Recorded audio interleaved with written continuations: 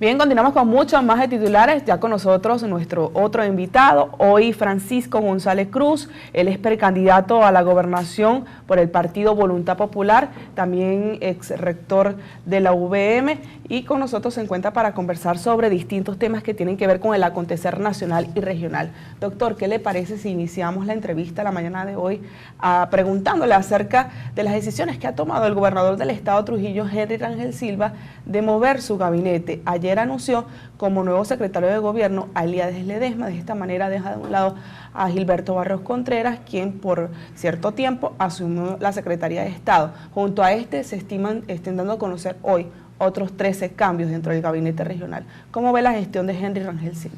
Bueno, ante todo, muy buenos días, Rangina, y muchas gracias a todos ustedes por escucharnos. Bueno, yo lamento muchísimo que el general Rangel Silva no haya hecho un buen gobierno. Primero porque yo sé que él quiere mucho a Trujillo y sobre todo que Trujillo lo quiso a él porque votó masivamente por el general Rangel Silva. Pero la decepción ha sido muy grande. Incluso este estilo, la forma como ha movido el gabinete ayer y hoy, forma parte de esa oscuridad. O sea, ni se sabe quién entra, ni se sabe quién sale. Forma parte de ese desorden que es muy propio del gobierno regional y del gobierno nacional. Lo lógico es que haya habido una rueda de prensa, despedir muy cordialmente a los que fueron sus servidores, darle la bienvenida a los nuevos para que la gente sepa quiénes son, quizá, de ser posible, las razones por las cuales se selecciona una persona y el otro, porque es fundamental el trabajo en equipo. Y ahí se nota que no hay trabajo en equipo. ¿Cómo califica usted la gestión del gobernador Henry Rangel Silva durante estos 4 años, tomando en cuenta que este año se vencería su periodo como gobernador? ¿Se venció? Se venció el periodo, se vencería, lo digo porque el Consejo Nacional Electoral ha dado un plazo de 6 meses más para llamar a elecciones en el país. Entonces Rangel Silva ahora, él ha dicho que este 2017, en el poco tiempo que le queda, va a iniciar de nuevo otro plan, otra gestión, una nueva gestión en beneficio de nuevos proyectos para el estado Trujillo. Sí, bueno, lamentablemente no hay tiempo extra legalmente, como en el fútbol, para un juego. La Constitución establece el periodo de gobierno de los gobernadores y nosotros debimos haber elegido el domingo pasado los nuevos gobernadores. No se hizo, violando la Constitución. Mira, en el tiempo extra que le toca al general Rangel Silva, no creo que pueda hacer nada diferente a lo que ha venido haciendo, porque hoy hay un problema de fondo. Uno es un problema de estrategia, de que no hay una visión coherente de lo que Trujillo debe ser a mediano y largo plazo. Según su visión, ¿cómo debería ser Trujillo? Bueno, lo que los trujillanos decidan en distintas reuniones elaborando un plan de desarrollo. Hay un plan de la patria que, por cierto, está derogado con todo este desastre de los dólares y la caída de PDVSA, y hay un plan de Trujillo que no fue elaborado de común acuerdo con todos los trujillanos. Entonces, primero, no hay rumbo. Segundo, no hay equipo, es evidente. Y tercero, hay un problema que yo quiero anotar. El militar no está preparado para trabajar en el campo civil, porque el militar está formado para obedecer y mandar. Y su instrumento de trabajo es un arma, por eso se llama Fuerza Armada. Y el ejercicio del gobierno es un ejercicio básicamente civil. ¿Cuál ha sido el crecimiento? Donde el arma es la conversación, los acuerdos. Doctor, disculpe, ¿cuál ha sido el crecimiento del estado Trujillo en este gobierno durante el gobierno de Rangel Silva? ¿Crecimiento? ¿O no lo ha tenido? Todo, ha sido un desastre. Ha habido un decrecimiento. Trujillo era un gran productor de café. Hoy estamos tomando café extranjero, con lo poco que se puede importar. Trujillo se abastecía de maíz, se abastecía de papa, vendíamos hortalizas a todo el país. Trujillo era un gran productor de carne, de leche, de huevos. Yo soy agricultor, yo trabajo en La Quebrada, en una finquita, aparte de mi trabajo académico, y uno ve cómo para sembrar hay que buscar semillas como si fueran de contrabando, como si fuera droga, buscando semillas por aquí y por allá, buscando un pesticida, buscando Esto ha sido, de verdad, yo lamento mucho que haya sido un desastre. ¿Quiere decir que el gobernador ha trabajado sin planificación? Sí, yo creo ha habido unos eslogans del Trujillo Potencia, que no es un eslogan regional, es un eslogan nacional, y lo que ha habido es una gran frustración. Sin embargo, el estado de Trujillo es uno de los primeros estados en el país que ha promovido el trabajo de la producción, con los patios productivos y todo el trabajo que se lleva adelante también con el banco de semillas. ¿Cómo ve usted este trabajo que ha realizado el gobernador Rangel Silva en el campo productivo? El problema es que el que produce es el productor, no el gobierno. El gobierno lo que puede hacer es o no estorbar, o promover al productor, al sector privado. El gobierno regional al No. Que un agricultor vaya a comprar una pala, vaya a comprar un arado, vaya a comprar una yunta de bueyes. El gobierno no puede meterse en el sector productivo porque fracasa. Todas las haciendas que ha expropiado o que ha comprado el gobierno han fracasado. Esas haciendas de café, que eran unas haciendas bellísimas, que tenían una producción extraordinaria en Boconó, vamos a verla. Ahí tiene el gobierno una planta de cacao subiendo hacia Monte Carmelo, en el Albarico, bueno, que montaron las máquinas para procesar cacao y tienen años sin procesar nada y ha habido una corrupción allí. En cambio, hacia el sur del estado de Trujillo, hacia la zona de la Panamericana, hay una prosperidad en el área de cacao porque los productores individuales de cacao se han asociado con grandes fábricas de chocolate a nivel nacional y a nivel mundial y prosperan.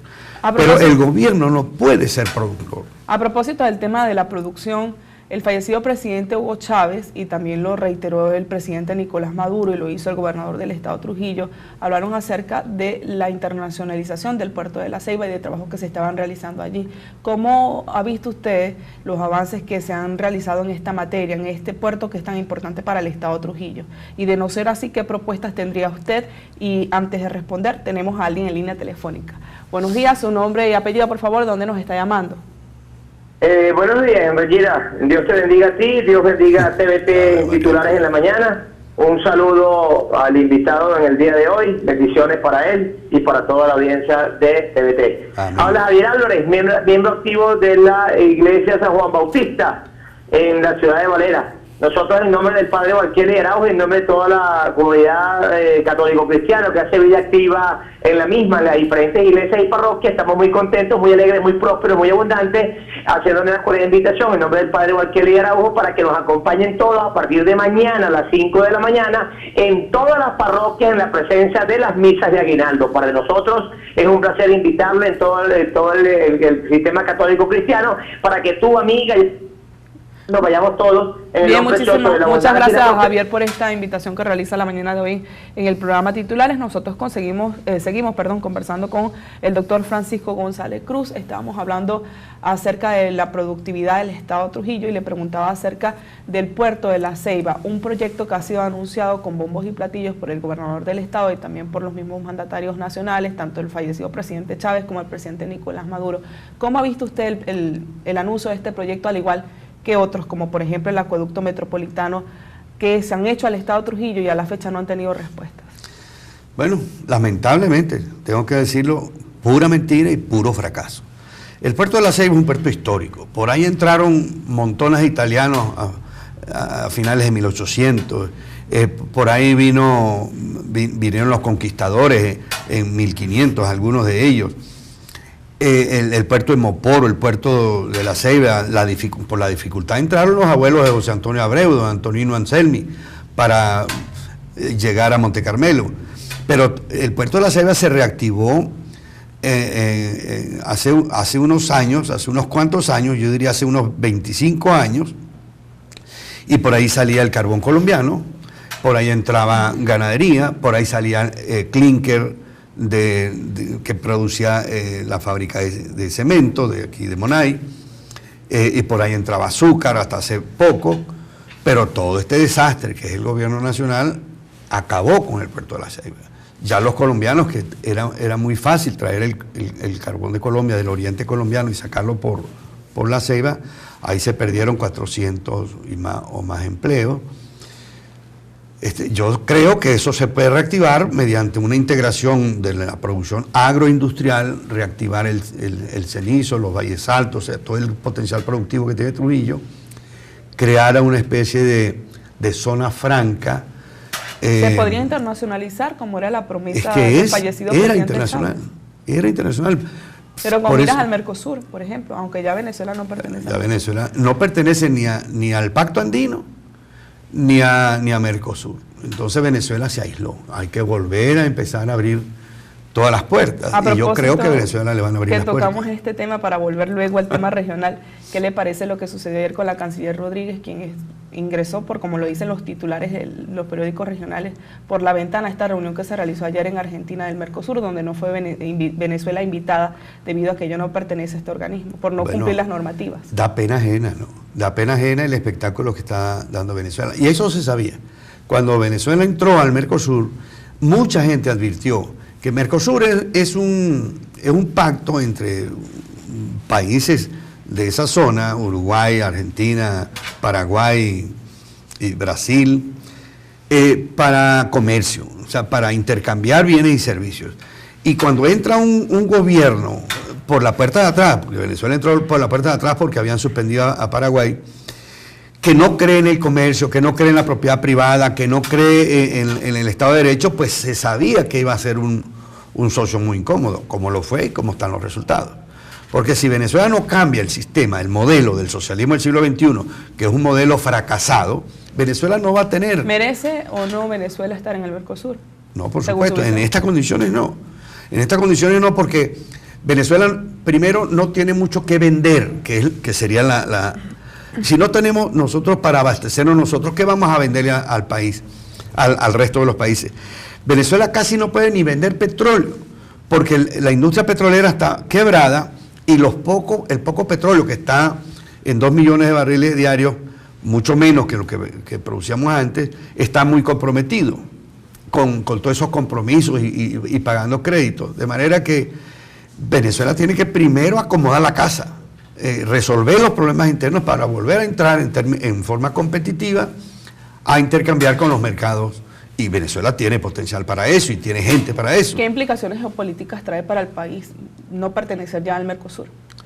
Bueno, que se le acaban los mercados potenciales, pero también para atraer esos países, todos los privilegios que podría tener Venezuela para intercambiar en mejores condiciones, se le acabaron. Se le acabaron con el Pacto Andino, se le acabaron con Mercosur, no ha entrado al Pacto del Pacífico, prefiere tener amistades que también se le están acabando, o se le acabaron con Siria, con Irán, con Bielorrusia, con China, que tampoco nos quiere ver ya porque no le pagamos.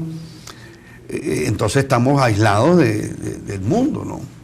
Tomando en cuenta lo que sucede con el Mercosur y de vuelta al estado Trujillo, recientemente el presidente Nicolás Maduro visitó el estado. Allí hizo varias promesas, una de ellas, iniciar la construcción del acueducto metropolitano, obra que ha sido prometida en varias oportunidades para el estado Trujillo, al igual que pasar a nómina nacional a los maestros estadales.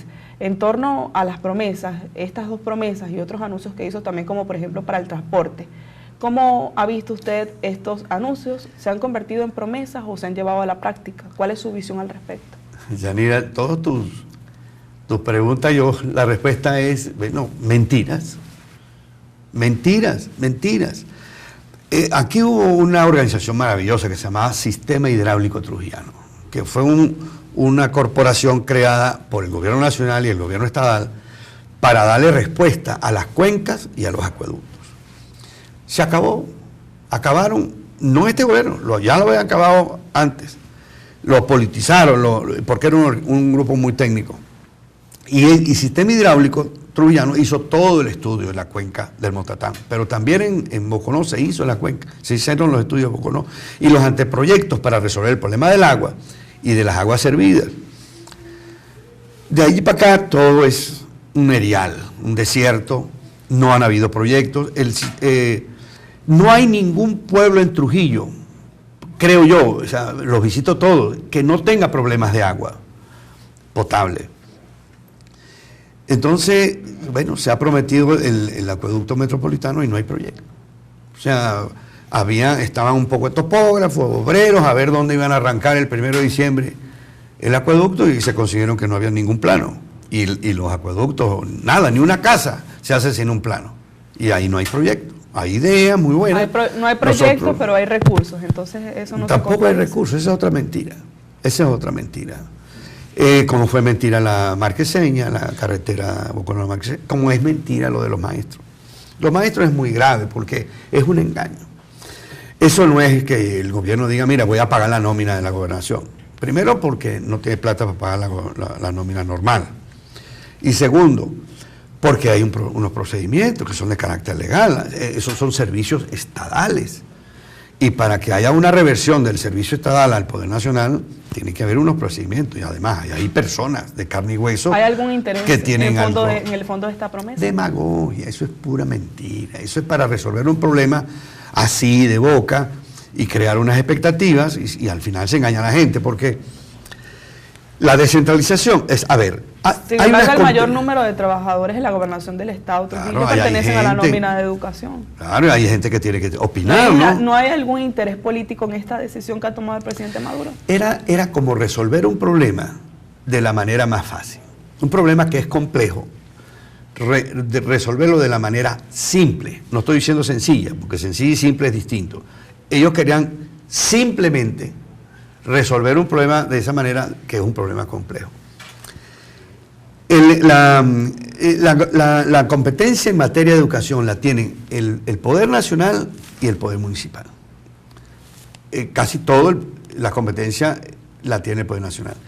Pero hay servicios de educación a nivel nacional, a nivel del Estado y a nivel municipal. La gobernación del Estado tiene el servicio de educación sin que tenga la competencia en materia de educación, aunque la competencia en materia de educación es una competencia concurrente, que concurre en varios niveles de gobierno. Entonces, esa decisión sacada allí al voleo fue una decisión muy mala. ¿Y cómo ve usted lo que le sucede también a los policías, a los funcionarios tanto activos y jubilados de la Policía del Estado Trujillo, tomando en cuenta lo dicho por Javier Echeverría? Bueno, yo digo que el problema más importante que tiene Trujillo es la educación. Pero los más urgentes son el abastecimiento, el hambre, la pobreza y la inseguridad. Trujillo está azotado por la inseguridad. Oír al presidente de la Asociación de Jubilados, de los policías jubilados, da miedo. O sea, policías sin armas, sin uniformes, sin botas. Cualquier malandro tiene mejor equipamiento que la policía. Ahora sí estoy en desacuerdo, yo se lo dije muy cordialmente, en centralizar la policía a Caracas, y Caracas es un desastre. ¿No sería esto una solución? No, yo creo que sí. Él apuntó otra alternativa que me parece muy bueno, que es crear una institución muy autónoma de la policía, muy profesional, con policías civiles, es decir, con comisarios que no vengan de la Fuerza Armada, sino que sean civiles, y que los comisarios o los comandantes de policía sean del lugar donde viven. Porque ahí van a saber quiénes son los malandros y quiénes no son los malandros, y que la comunidad controle a la policía, y la policía está al servicio de la comunidad. Yo sé que eso tiene también problemas, que los policías, los comandantes de la policía, se van a conseguir con familiares, con amigos, entonces van a haber preferencias. Pero es preferible que haya este tipo de vicio a que haya esto de que llega la policía o llega estas fuerzas policiales u otras de todas estas que hay a una comunidad, arrea por lo sano, matan gente inocente y culpable, y entonces el daño colateral es muy grave de lo que está pasando. ¿Cómo ven los niveles de inseguridad en el Estado Trujillo? Cuando la misión A Toda Venezuela asegura que el Estado Trujillo 2016 subió un 7% la inseguridad en comparación con años anteriores y también grave, con otras entidades del país. Sí, yo no sé por qué el gobierno, es como que si hubiera un laboratorio de mentalidades perversas para complicarle la vida al venezolano con esta estupidez de los billetes de 100. ¿Qué le parece el cambio del billete de 100? Cualquier persona que no tenga ninguna formación académica coincide con los mayores expertos en economía egresados de Harvard, que esto es una estupidez. A propósito del tema que lo menciona, ¿cómo ve usted el lapso de 72 horas y los 10 días posteriores que ha dado el Banco Central de Venezuela para el canje del billete del 100? Hoy salen los titulares que recogieron 100.000. Que según su visión ha traído para la economía o traerá para la economía. Un desastre. Mira, en mi pueblo, en la quebrada, la gente del campo que no está bancarizada, ellos no tienen cuentas bancarias, muchos de ellos. Imagínate los indígenas del Yamomani, del Alto Orinoco, que pudieron reunir a duras penas unos billeticos para los gastos de Navidad. ¿Qué están haciendo? Es una locura, una verdadera locura que no va a resolver el problema. Son 6.000 millones de billetes recién hechos, además la mayoría. Tenemos un contacto telefónico. Buenos días, su nombre y apellido, por favor, ¿de dónde nos llama? Buenos días, mi nombre es Enrique Luis Martorelli Sequera y lo estoy llamando de Trujillo. Y quisiera tuviera la oportunidad de hacer una reflexión y una pregunta a mi amigo, a una persona a quien reconozco como un hombre trabajador, el profesor González. Sobre todo, me permite el trabajo que realizó en Corcoandes junto a los campesinos de Burusay que decidieron de base al sistema hidráulico, que la acabaron, y la situó históricamente muy bien. Sería bueno que precisara quién la acabó, que la acabaron, y que se está tratando de recuperar, porque hay que ver que el gobierno de Rangel se ha tratado de recuperar lo que es el sistema hidráulico. Yo quiero preguntarle a él está calificando de locura lo que se hizo. ¿Acaso tener más, circulante mayor cantidad de lado de Colombia no es una locura? ¿Acaso lo que pasa en la casa de cambio de Colombia no es una locura? Había tomar una medida de emergencia ante lo que está pasando en el país. Bien, gracias a usted por participar. ¿Qué le puede decir Gracias, a estas tres interrogantes Martorelli, que planteó el señor vamos Martorelli? a rescatar el sistema hidráulico trujillano y vamos a rescatar Valles Alto. Tú me vas a ayudar en eso. Pero ¿cómo Martorelli? ha visto el trabajo del gobernador? Porque él dice que el gobernador del estado Trujillo ha rescatado el sistema hidráulico del estado. Sí, bueno, yo lo dije, yo lamento tener que decir que ha sido muy malo el trabajo, porque uno no le puede desear mal a nadie. Yo hubiera querido que el general Rangel Silva hubiera tenido mucho éxito, porque el éxito de Rangel Silva es el éxito del gobierno y todos los trujanos estuviéramos mejor, pero es evidente que ha sido un fracaso.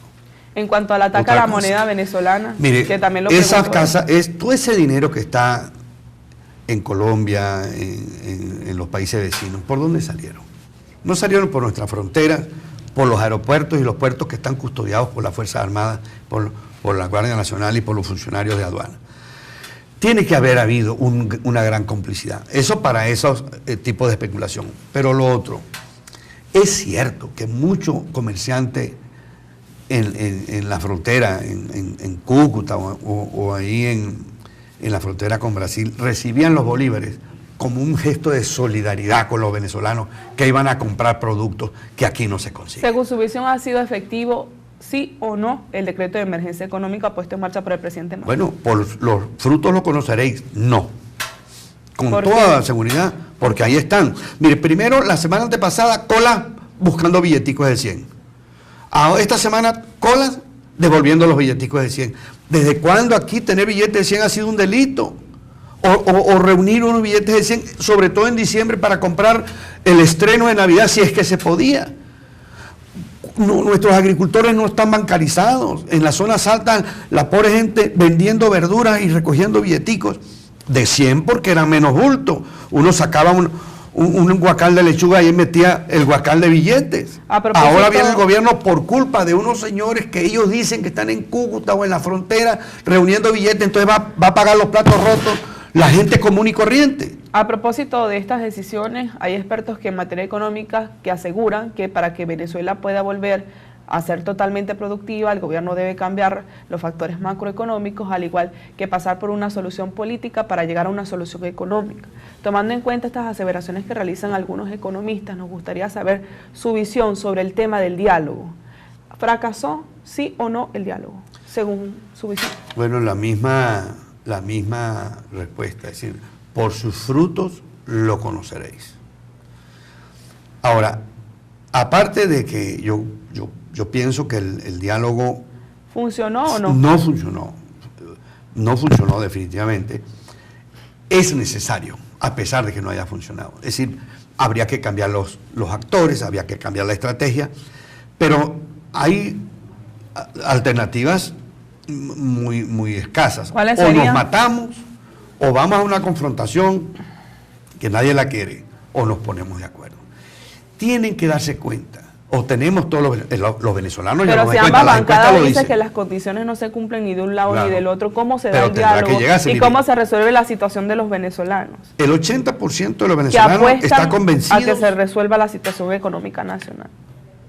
Claro, tiene que haber algo, no sé, un milagro. Primero creo yo, que de parte de la oposición o de parte de la Asamblea Nacional, de parte de la oposición general, tiene que haber como una mayor contundencia, mayor seriedad y también un acto heroico, porque eso de reunioncitas en la Asamblea Nacional y aprobando unas leyes, esto no se va a hacer. La Asamblea Nacional tiene que hacer un gesto heroico, algo así como lo que hicieron las damas Milsi Capriles, la Tintori, de ir a... ¿Es necesario volver a la calle? Como lo dice la mesa de la Unidad Pero la calle está muy fría, por lo mismo. ¿Cómo califica el trabajo de la mesa de la Unidad Democrática? Bueno, ha tenido, evidentemente... ¿Y qué crítica le haría? Un exceso de confianza en la capacidad de un gobierno forajido. Un gobierno que está amarrado al narcotráfico, muy amarrado al fracaso, y sobre todo muy amarrado a una cárcel ideológica, al socialismo del siglo XXI. El socialismo, el comunismo es un fracaso histórico.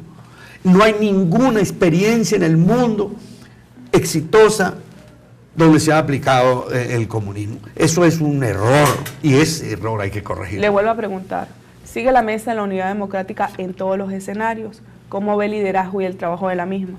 Yo pienso que tiene que haber una revisión profunda del liderazgo, una rectificación, porque si usted camina por aquí y no consigue resultados, usted tiene que sentarse, conversar, analizar y cambiar de táctica. ¿Ha decepcionado lo que ha venido sucediendo entre la mesa de la Unidad Democrática cuando hay diversidad de pensamientos a los venezolanos? Que apostaban quizás en otra opción diferente a la del socialismo del siglo XXI. Sí, y la gente está muy fría, está muy apática. ¿Qué le sucede al venezolano cuando el venezolano era optimista? Ahora la mayoría de los venezolanos son pesimistas. Sí. Porque no tienen esperanzas en que se resuelva la situación del país. Sí, hay una crisis de fe, hay una crisis de confianza. De parte y parte. El 80% de los venezolanos consideran que la culpa de esto la tiene el socialismo del siglo XXI, la tiene el gobierno. Y pero según su visión académica, ¿qué está sucediendo en el venezolano? Hay una crisis de confianza. La veo, la siento. Yo mismo tengo una crisis de confianza. Pero no tengo ninguna duda que vamos a salir de esto. Porque la confluencia de muchos factores están haciendo que la salida esté muy cerca. No sé por qué vía, puede ser por la renuncia del presidente, puede ser por una reforma constitucional, puede ser por el referéndum revocatorio, puede ser por una elección general. El menú está abierto. Pero lo que sí es cierto es lo siguiente: a este gobierno se le acabó el tiempo. Se le acabó el tiempo. Y van a venir mejores tiempos. Pero sin embargo, las elecciones generales no se ha tomado en el diálogo, no se ha tomado en cuenta, tampoco el referéndum revocatorio va este año ni tampoco el 2017, porque así lo han afirmado voceros del Partido Socialista Unido de Venezuela. Entonces, ¿qué solución electoral vendrá para el país cuando no se habla de este tema ni siquiera en las mesas de diálogo? Estamos metiéndonos en candela cuando estamos terminando. Fíjense, las dos palabras que definen la situación venezolana es crisis e incertidumbre. Y eso crea angustia. Pero la crisis es tan profunda y el gobierno es tan malo que aquí va a haber una ¿Cómo se mueve la palabra esperanzas en ese ajedrez de la política? En que yo sé que es una frase común, cuando más oscuro está la noche, cuando más oscura está la noche es porque viene el amanecer. Vamos a dejarlo así. Yo creo que el tamaño de la crisis y la incapacidad total del gobierno de arbitrar soluciones inteligentes va a producir una salida. ¿De quién es la competencia, a propósito también de la controversia que vuelve a ser noticia entre los poderes, entre el Tribunal Supremo de Justicia y la Asamblea Nacional, de elegir a los rectores del Consejo Nacional Electoral? La competencia de la Asamblea Nacional, sin ninguna duda. ¿Cómo ve usted la decisión del Tribunal Supremo de Justicia? Ayer juramentaron a las nuevas rectoras. Bueno, porque todo es una ilegalidad, es decir, la institucionalidad se quebró. Y por eso se quiebra la mesa, porque el Vaticano es garante, vamos a decir, de un equilibrio, Y el ¿Ha sido garante el Vaticano en el diálogo, en el equilibrio? Pero es que el gobierno no tiene... De las condiciones establecidas por... El gobierno no tiene talante democrático. El gobierno no va a respetar nada que vaya en contra de los intereses de ese pequeño grupo que tiene azotado al venezolano y que tiene azotado al venezolano rojo, al venezolano azul, al amarillo, al blanco, al verde, a todos los venezolanos. ¿Es posible Por eso tiene un gran rechazo dentro del PSV el gobierno de Maduro. ¿Es posible declarar la responsabilidad política del presidente Nicolás Eso Maduro sí es competencia que lleva a cabo la Asamblea Nacional? Claro, tomando en cuenta el decreto del Tribunal Supremo de Justicia que existe, que todo el trabajo que realiza la Asamblea Nacional es nulo, porque no está acatando las leyes del Tribunal. Bueno, esa es parte de la crisis Supremo institucional. El Tribunal Supremo de Justicia no es un Tribunal Supremo de Justicia legítimo, porque está integrado por gente nombrada entre gallos y medianoche que no reunían las condiciones para ser magistrados. Ahí hay un problema institucional. Pero también el problema de la Asamblea Nacional es que a mí me parece, con todo respeto, que le ha faltado algo. Yo quizás sea reflexión, estrategia, para hacer actividades más contundentes que tengan resultados. Entonces ahí el venezolano llega a estas Navidades en medio de unas circunstancias muy difíciles. Pero mire, no eran más difíciles que las que encontró a José, a María y al niño Jesús en su parto. Y salieron bien y Jesús partió la historia el día que nació. Doctor, no quiero despedir sin preguntarle acerca de lo que sería el cambio al currículo escolar, tomando en cuenta que usted es rector emérito de la Universidad Valle de Monboy y toda su formación académica, la formación académica que usted ha llevado adelante en contribución al desarrollo del Estado Trujillo. ¿Cómo ve usted el cambio del currículo escolar, esta decisión que ha tomado el gobierno nacional, donde ahora también se involucra lo que va a ser la evaluación del 1 al 5? ¿En qué beneficia o perjudica a la calidad educativa de Venezuela esta decisión? Uno, era necesario un cambio en el currículo. Era un currículo muy viejo que no estaba formando bien a los muchachos. Dos, lamentablemente es una reforma curricular ideologizada, donde el plan de la patria y el pensamiento de Hugo Chávez está metido, y eso no se hace con la educación. Tercero, fue improvisada, no formó a la gente, a los maestros sobre todo, para el cambio. Y tercero, está fuera de contexto venezolano. Nosotros los venezolanos no estamos acostumbrados a esa calificación, para decir un 1. Entonces nos conseguimos con unos liceos que están entrampados, profesores que ni siquiera están formados para el viejo currículum, mucho menos para el nuevo. Yo creo que sí hace falta... Sí, en la academia, sí, en la claro. Academia Nacional, sobre todo en las materias de física, química y matemática. Sí, Venezuela está raspada en la educación y está eximida en corrupción. Venezuela ni siquiera acepta una evaluación internacional de la calidad de la educación. Por eso nosotros no estamos en la prueba PISA, que es la prueba internacional que hace la Organización para el Desarrollo Económico, una organización de países a nivel mundial, y es la PISA que tendrá defectos, pero es la PISA más importante del mundo para evaluar la calidad de la educación. ¿Cómo ve usted la deserción universitaria, tanto de docentes como de alumnos? Y bueno, es que un docente, ¿cuánto gana? No gana ni el sueldo mínimo. Es decir, no el sueldo mínimo, no gana lo suficiente para comprar la canasta básica. Doctor, entonces, ya para finalizar el programa, abordando en las palabras que usted ha comentado la mañana de hoy en titulares, crisis e incertidumbre, ¿cómo ve Francisco González el 2017 en materia política, económica y social para nuestro país? Lamentablemente todos los anuncios son de un año más negro que el año 2016, pero la esperanza no se pierde. Es posible una ruptura del orden o del desorden pronto, por la acumulación de circunstancias que atienden a profundizar la crisis. O sea, la propia crisis trae la solución. Eso es lo que yo veo. Que mantengamos la fe, la esperanza, la lucha, incrementemos los niveles de solidaridad para que la crisis sea menor con los nuestros, con los amigos, con los compañeros, con los vecinos. Y pidámosle a Dios que ilumine a la dirigencia nacional, que el Espíritu Santo descienda sobre los líderes del gobierno y los líderes de la oposición para encontrar caminos que rescaten a Venezuela de esta crisis tan profunda. Muchas gracias por acompañarnos en Titulares la mañana de hoy. Gracias a ti por tu invitación y a todos ustedes por tener la paciencia de escuchar. Bien, escuchaban ustedes a Francisco González Cruz, precandidato a la gobernación por el Partido Voluntad Popular y también rector emérito de la Universidad Valle del Monboy.